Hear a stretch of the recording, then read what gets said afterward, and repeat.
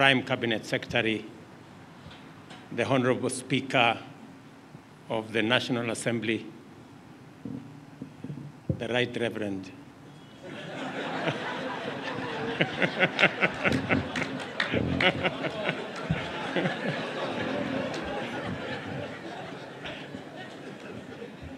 I thought that is the new definition. I had somebody else say it.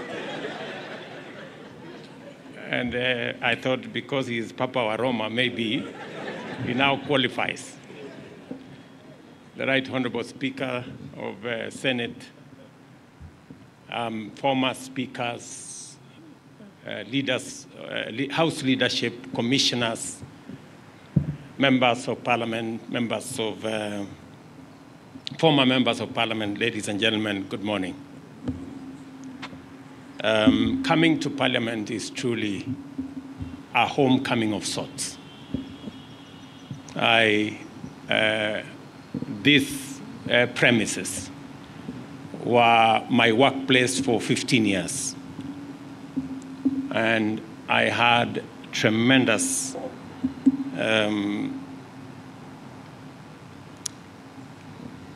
opportunity here to grow my leadership skills. And I'm very proud of the place of Parliament in the leadership of Kenya. I keep telling our members of Parliament, especially whenever I have an occasion to engage with our parliamentary group, that Parliament is a very premium platform. Many people work so hard, campaign so hard to become members of Parliament, either in Senate or National Assembly. And it's a great privilege to serve the people. So whenever you have an opportunity to be a member of Parliament, please don't take it for granted. It is a very honorable responsibility and opportunity.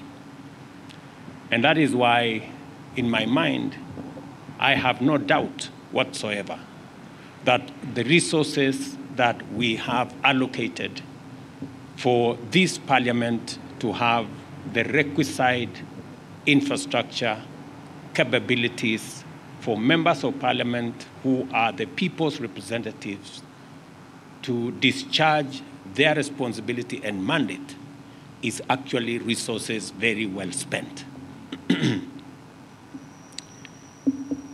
And that is why it is my pleasure this morning to celebrate the culmination of a highly symbolic development project, which is a significant milestone on the Kenya Parliament's historic journey of growth as a national institution of critical importance.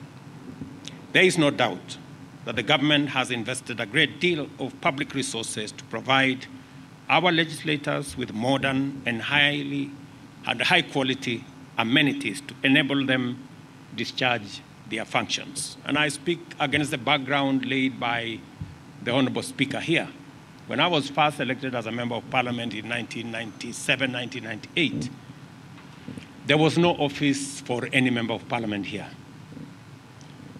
And we became the first occupants, I think, after about 2 years, under the leadership of Speaker Kaparo, to occupy the building at Continental House. And it had many challenges, but it was a great improvement from us working from our private offices or from the parking lot in our cars. And because, members, you now have, according to your own admission, world-class facilities, we expect, and the people of Kenya expect, world-class representation, world-class legislation, world-class oversight. And looking at the facilities, and I tested them this morning, the committee spaces, in the offices themselves, you have now no reason, forget excuse, you have no reason not to give us and the people of Kenya the best of what you can do as our legislators. And I have no doubt that the quality of debate, having opened the library, and each member of parliament having some research people to work with, that the quality of debate, the quality of representation of legislation is going to greatly improve. And Mr. Speaker, if there is anything the Kenya government can do additionally to equip our members of parliament so that they can discharge their very central responsibility to the people of Kenya, I will spare no effort in working with you to make sure that it is done. There is no doubt that we've spent huge resources here. And let me say, in other words, our employer, the people of Kenya, have gone to great lengths to implement their end of the civic contract that exists between us and them. Consequently, as members of parliament, you have a moral and constitutional obligation to reciprocate the sacrifices the people of Kenya have made by intensifying your efforts both individually and collectively as parliament in order to render a strong contribution to the deepening of Kenya's democracy, expanding freedoms, entrenching the rule of law, and achieving economic transformation in the responsibilities that you have.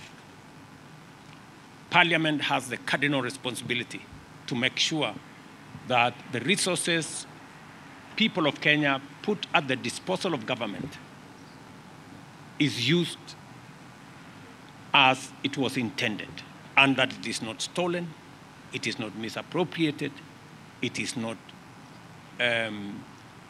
abused, and Parliament has a central place. And Mr. Speaker, I look forward to working with Parliament in making sure that the executive is held to account.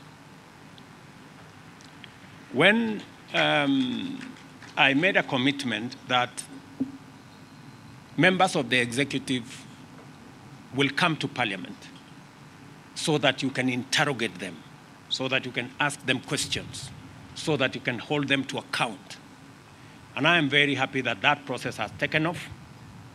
Mr. Speaker, I expect to see more of engagement between the executive and the legislature by way of making sure that the public is well informed of government policy by members of my executive coming to Parliament to answer questions, to expose government policy, coming to Parliament to explain to members development projects and programs, coming to Parliament to account for actions of my administration.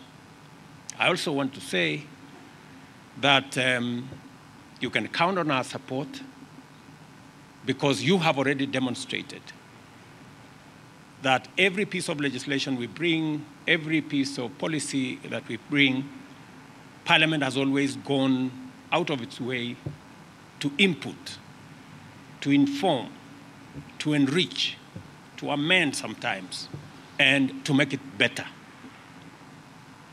I want to report to you that all the programs that we brought to Parliament and you have graciously passed, whether it is the housing program, I want to report to you that 140,000 young people around Kenya today are working in our housing program, people who are not working the previous year.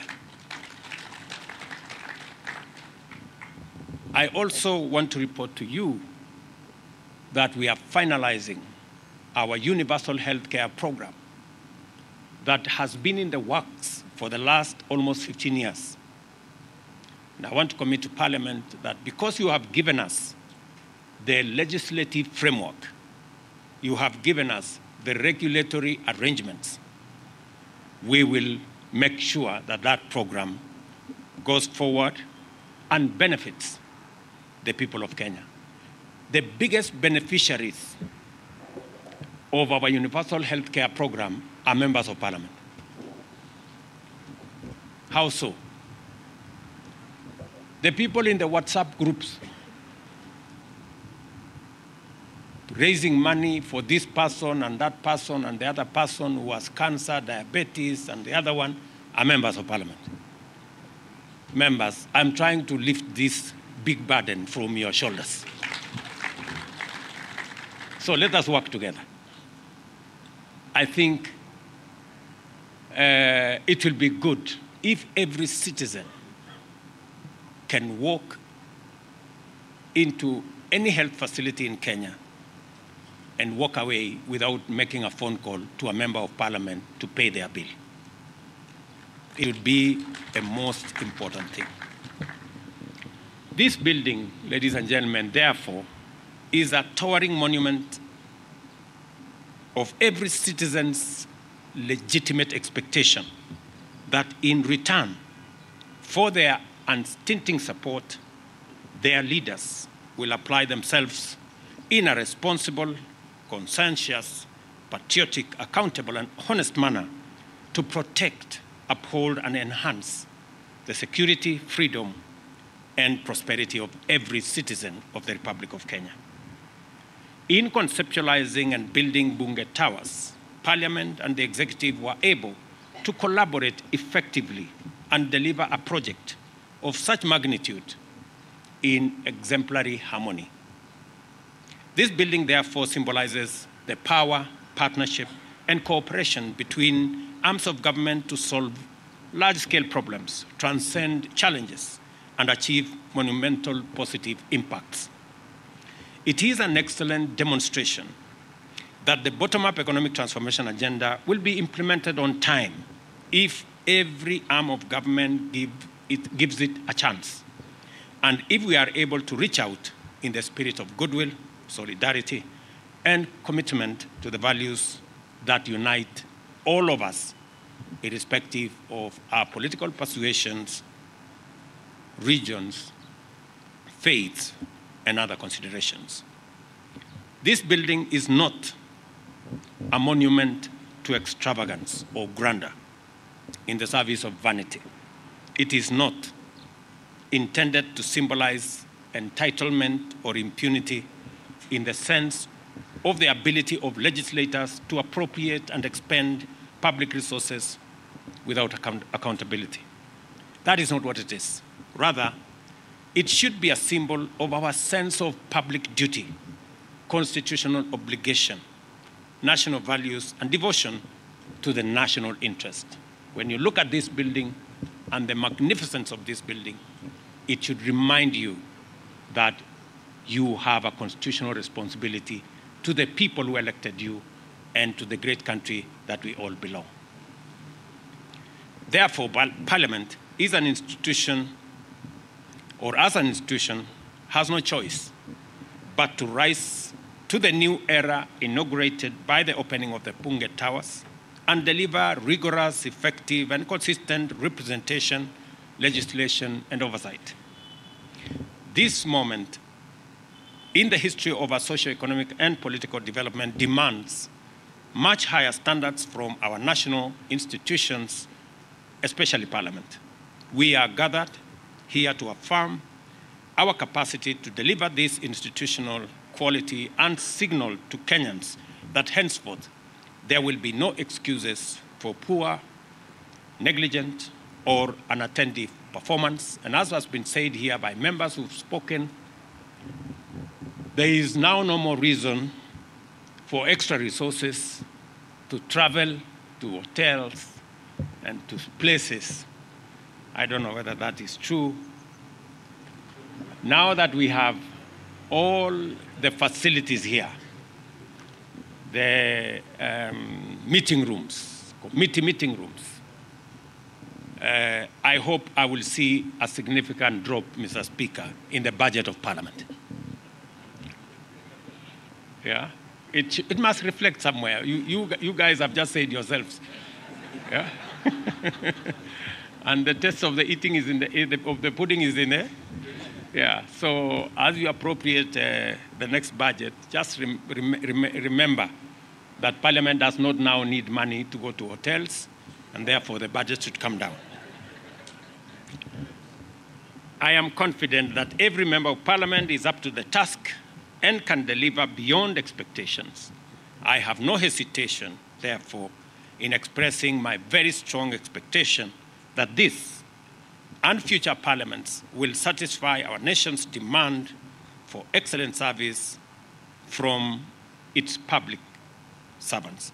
I wish you all success as you serve the nation from your new offices in Bunge Towers, and look forward to a stronger, positive collaboration in actualizing the aspiration of the people of Kenya. I also want to tell you, as a former member of Parliament, that I know and I understand the challenges that we all face as leaders, and progressively we must work in collaboration together to overcome those challenges and to better serve the people of Kenya. Let me persuade you on three very important things. Yesterday evening, I had a discussion with the CEO of National Government NGCDF, Mr. Mbuno. And my discussion with him was on the subject of ICT hubs, because I had an engagement with the chair of ICT, my good friend John Kiarie and his team. And we agreed that the same way, by God's grace, we have jobs, it is our responsibility to work together to find opportunities for employment for other Kenyans. And one of the spaces in which we can create those opportunities is in the ICT space. I want to thank Parliament for amending the NCGTF Act so that today we can use resources under that program in developing ICT hubs. When I saw that that program was not moving, I looked for the people concerned, and I'm very happy that this morning I did instruct both the PS and the CS for ICT and NGCDF to have a meeting and conclude the challenges that were there so that members of Parliament can roll out ICT hubs across Kenya and provide opportunities for employment in our digital job framework for millions of the people we represent and who elected us. It is my expectation that in the next 3 to 4 months, ICT hubs should be up and running in every ward in Kenya. And I want to persuade members of Parliament to work with us on this program. The other program that I want to persuade you on us working together is the program on export of labor. We are currently working on bilateral labor agreements. And I want my good friend Mushangi, aka Karemba, to work with my ministry and your committee so that we can conclude on the bilateral labor agreements with your input and support so that we can provide a framework for more Kenyans to find job opportunities across borders. It is my intention that in the next 5 to 7 years, we should increase our diaspora remittances from $4 billion to $10 billion. It is doable, and it will go a long way in making sure that more and more Kenyans have incomes that support the growth of our economy. Members, you are the ones who appropriate public resources. You know very well that we spend 650 billion shillings every year for the education of our children. If we are spending 650 billion, we must also think about how do we get value from this investment of 650 billion. We must think about the people who come out of that investment. How do we monetize their knowledge, their talents, their expertise, their skills, and use it to drive the economy of our country and the progress of our nation? And that is why we have to be intentional, we have to be deliberate. And I'm very happy that I'm speaking to a body of the highest leadership of the Republic of Kenya, that as you people appropriate those resources, let's also think about the output. How do we create opportunities for employment? And that is why I'm very, very proud that yesterday, Parliament finally ratified the Economic Partnership Agreement that will now give us a framework for enterprise, business, exports, trade between Kenya and the EU, 27 countries of the EU.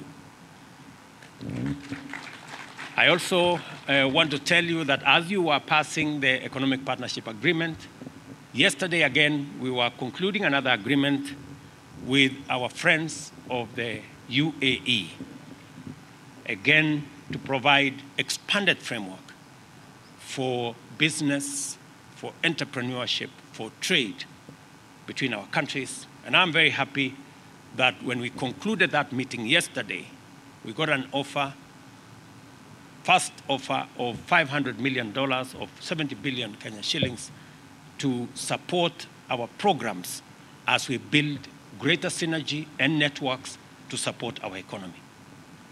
And later, today, we will be having another engagement with American companies under the AmCham program, again to better expand our frameworks, especially that will provide Kenya with investment opportunities, especially in our special economic zones and export processing zones. I was with my friend Kingola in Athi River, and I made a commitment that with a new traction and momentum we have created, by next year, we will have an extra 20,000 jobs in Athi River EPZ.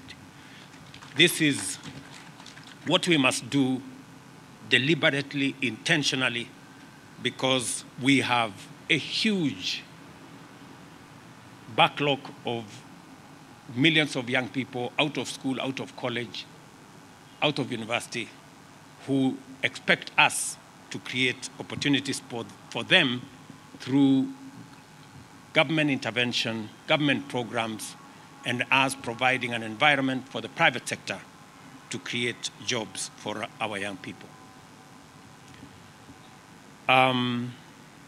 Let me conclude by saying that, again, we thank God we have rains in Kenya.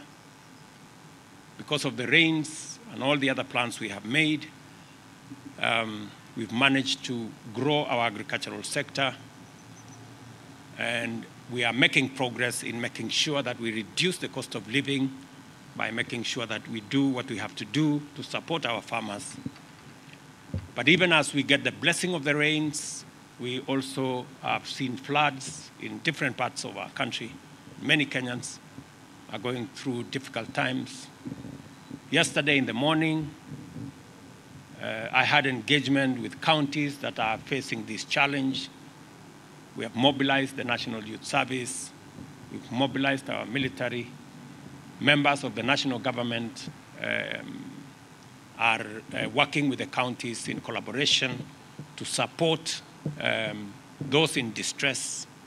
We have provided from our Ministry of Special Programs food and other amenities to support those in need. This morning, I have authorized the National Youth Service to provide land for those people who are living dangerously in some of the areas, for them to be moved from those areas into some safe ground as we decide on what to do with them next. Shortly, I will be having another emergency session with our multi-agency teams to make sure that we provide adequate support to all those in need and to move citizens who are in dangerous areas that may be susceptible to floods away from those areas. And unfortunately, we will have to move some of them even without them agreeing, because otherwise they put themselves in danger. The Deputy President will be having a meeting tomorrow with all the other actors, including our development partners, to facilitate greater collaboration to deal with this challenge. And I want to ask members of parliament in their respective constituencies. I've managed to talk to a few yesterday. I've talked to some governors yesterday, for all of us to have a whole of government approach, a whole of society approach in supporting those in need. Finally, ladies and gentlemen, we have a chance to deliver for Kenyans economic transformation that leaves no one behind. No man, woman, or child, wherever they live or work, and whatever their agenda of faith, must be part of our equation. We must remind ourselves of this duty to look out for every citizen at all times. It's now my pleasure to declare the Bunge Towers officially open. Thank you very much. God bless you, and God bless our great country. Asante sana.